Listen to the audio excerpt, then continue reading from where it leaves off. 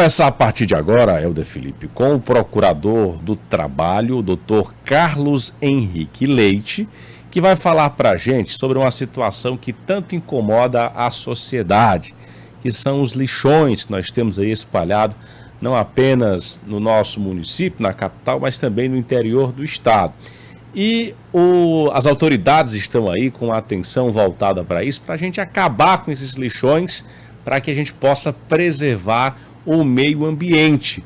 E a partir de agora a gente vai conversar com ele, doutor Carlos Henrique Leite, no nosso programa. Doutor, muito boa tarde para o senhor. Aqui, essa observação que está sendo feita até o momento, como é que está o andamento? Se identificou que o Piauí todo passa por essa dificuldade? Qual é a situação atual dessa pauta aqui no nosso estado? Boa tarde, é um prazer estar aqui com vocês. O Piauí, ele possui 224 municípios, dos quais apenas 32 aproximadamente fecharam seus lixões, o que é um número bem pequeno.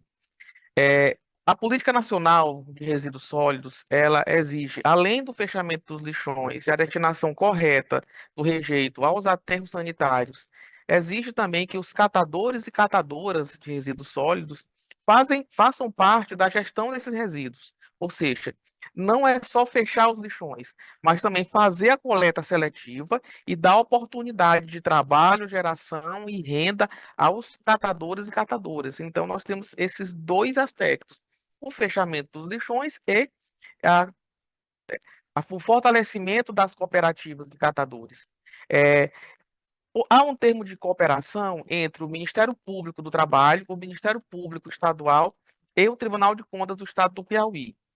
E que, a partir desse termo, os três órgãos e mais a Secretaria Estadual de Meio Ambiente juntam esforços para tentar que os municípios resolvam de vez essa situação. De acordo com o levantamento feito pelo TCE, Tribunal de Contas do Estado, 7 grandes aterros sanitários dariam conta do estado do Piauí. Hoje a gente tem um aterro funcionando em Água Branca, dos quais 30 municípios da região ali fecharam seus lixões e passaram a destinar o rejeito para esse aterro de Água Branca. Temos em construção um na região de Picos, possivelmente teremos outro em Floriano, outro em Cristino Castro. Então, estamos aguardando a conclusão desses aterros. Temos um em Buriti dos Lopes, para que os municípios comecem a destinar os seus rejeitos para lá. Mas, como eu falei, o que deve ir para o aterro sanitário é apenas o rejeito. Os municípios, inclusive a capital, têm que começar um projeto urgente e sério de coleta seletiva, para que tudo que possa ser retirado, não ser enviado para os aterros, possam ser aproveitados pelos catadores e catadoras, através das cooperativas treinadas e incentivadas pelo poder público. Boa tarde, senhor. Obrigado pela participação. Se tinha aí uns prazos para esses municípios se adequarem, como é que está essa situação? Tem um novo prazo? Bem, o prazo ele já encerrou faz muito tempo. Todavia, como vários municípios ainda não fizeram essa migração, essa transição do lixão para o aterro sanitário, a gente escolheu 13 grandes municípios, os 13 maiores do estado, que por sua vez são os 13 maiores geradores de resíduos sólidos. E estamos exigindo que eles imediatamente deem uma destinação correta. Alguns estão aguardando a construção dos aterros, né? Mas, enquanto os aterros não são construídos, nós estamos também tentando ver se há início uma coleta seletiva, porque para diminuir o tanto de material que é levado a esses lixões, que é levado a esses aterros. Porque, assim, os aterros serão construídos, mas não adianta jogar tudo lá. Até porque o município, quando tiver o aterro, ele vai pagar por tonelada. Então, quanto mais material reciclável ele tirar, mais a administração pública economizará, né? Economizará o dinheiro público.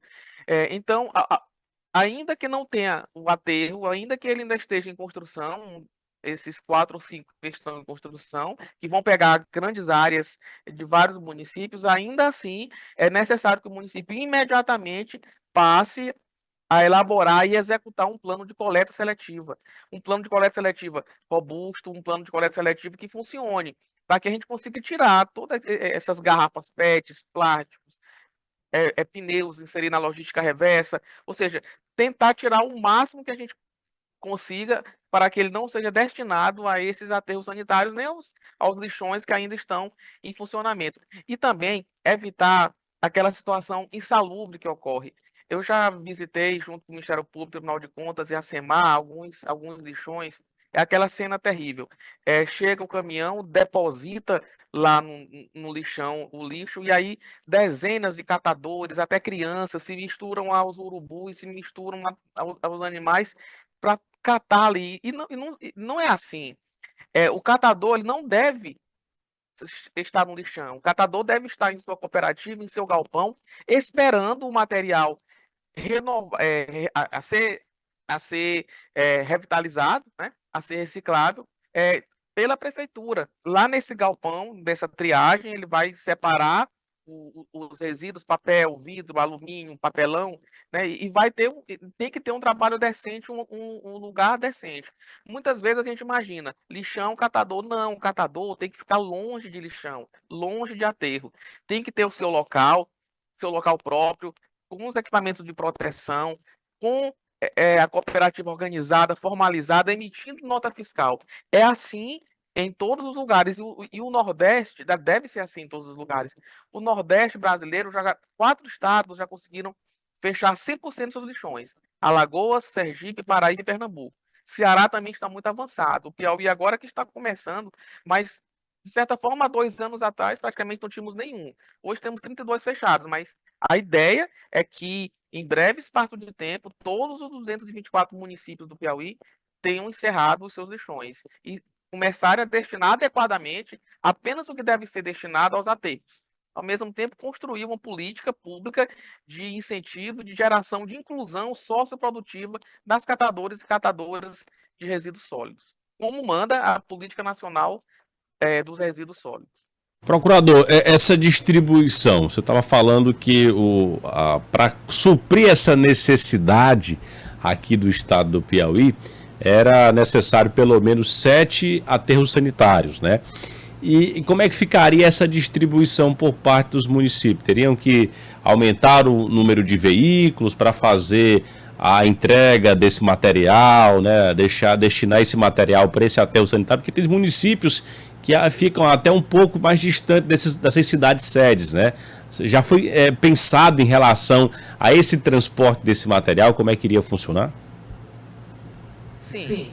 De acordo com o levantamento feito pelo Tribunal de Contas do Estado, pelo setor de engenharia do TCE, é necessário 7 aterros e mais ou menos, acredito que uns 40 estações de transbordo, em que pequenos municípios polo receberiam os rejeitos dos demais municípios vizinhos, e depois este município que tem essa estação de transbordo levaria para, no caso, o aterro sanitário. Por exemplo, na região ali de Picos, né?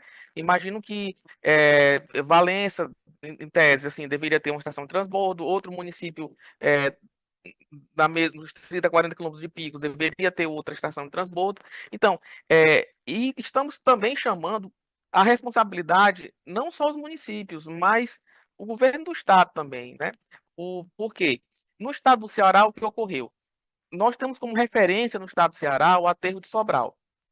O aterro de Sobral é muito bem organizado, visitamos todas essas instituições aqui do Piauí, do termo de cooperação, visitaram, e o governo do estado do Ceará construiu as unidades de transbordo para a região lá de Sobral. Então, a responsabilidade é dos municípios, todavia que os municípios devem também buscar junto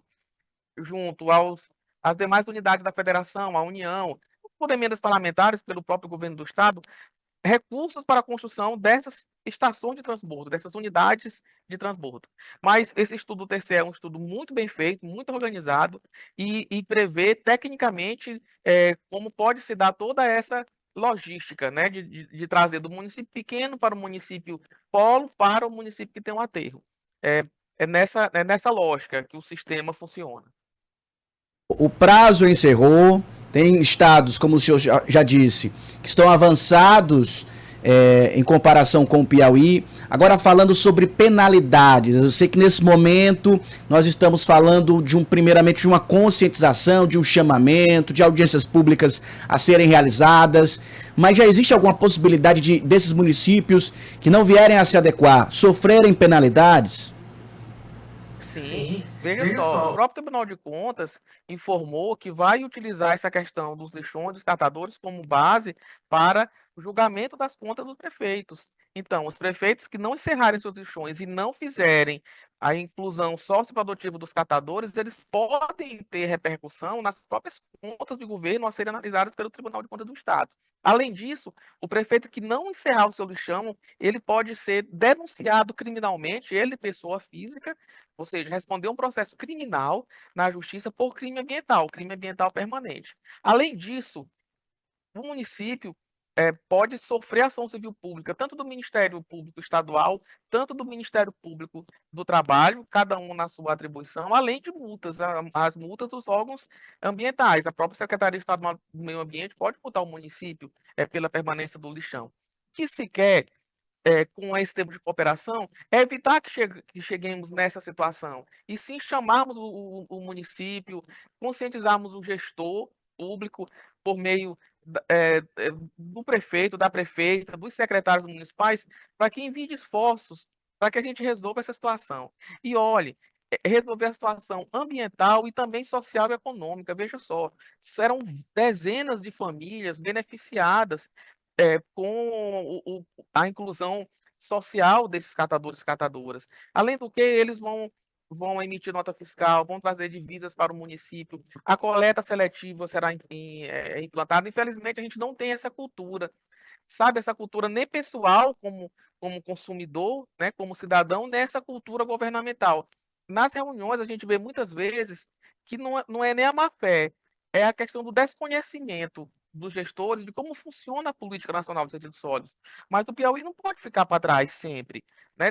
O Brasil está avançando nisso, o Nordeste avançou muito, então temos que romper essas barreiras e seguir adiante, né? Priorizar o meio ambiente, priorizar também o social, o econômico. O município só tem a ganhar.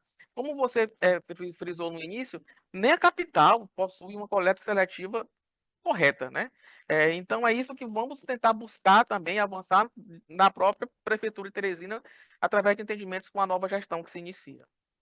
Nós conversamos com o Procurador do Trabalho, Carlos Henrique Leite. Procurador, muito obrigado por estar com a gente aqui no Jornal da Tarde Piauí. Até a próxima oportunidade.